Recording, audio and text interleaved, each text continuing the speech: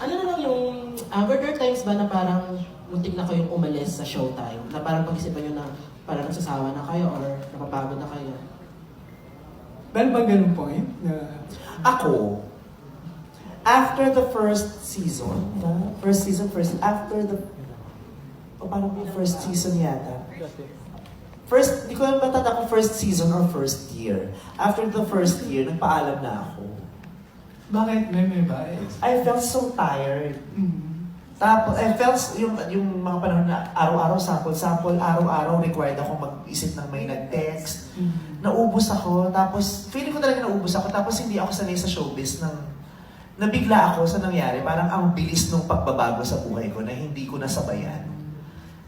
Yung feeling ko ang dami kong hindi magawa. Hindi ako makalabas ng bahay, hindi ako makapag-jowa, hindi ako makaraket, hindi ako makakoncert sa ibang bansa kasi kailangan araw-araw nasa showtime ka. Tapos napagod talaga ako ng pagod na pagod. And at that time, hindi ko nakikita yung purpose ng pag-showtime ko. Akala ko lang, racket ko lang yung pag-showtime ng kikita. And at that time, 5,000 a day ang sweldo ko. So wala kang PA, wala kang makeup artist, wala kang hairstylist. Akong damit, wala kang mang stylist, di naman uso. So sabi ko, parang it's not worth it. 5,000 a day, parang lugi ako. Parang uuwi ako nang wala akong naiuwing sweldo.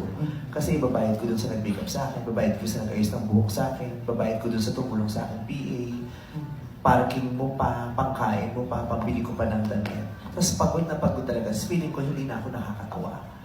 Feeling ko wala na akong maisip na ipagpapatawa pa. Parang lahat yata ng jokes, naubos ko na nung year na yun. Kaya sabi ko, hindi na po ako magiging effective kasi ubos na ako. Tapos feeling ko talaga hindi na ako nakakatawa.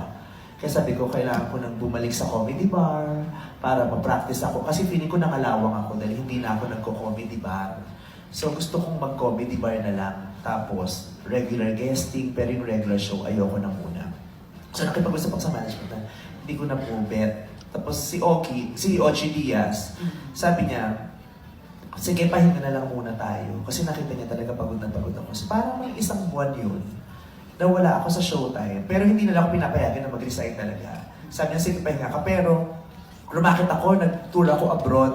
So habang nagtutour ako, everyday, naka-ano pa rin ako, naka-FaceTime. Yung gano'n, tatawagan ka daw ni Direk, o sige, pero nakikita pa rin nila ako sa TV. Paminsan-minsan kasi tini-FaceTime nila ako kahit naliligo ako, kumakain ako, nasa banyo ako upload, pinapakita nila ako.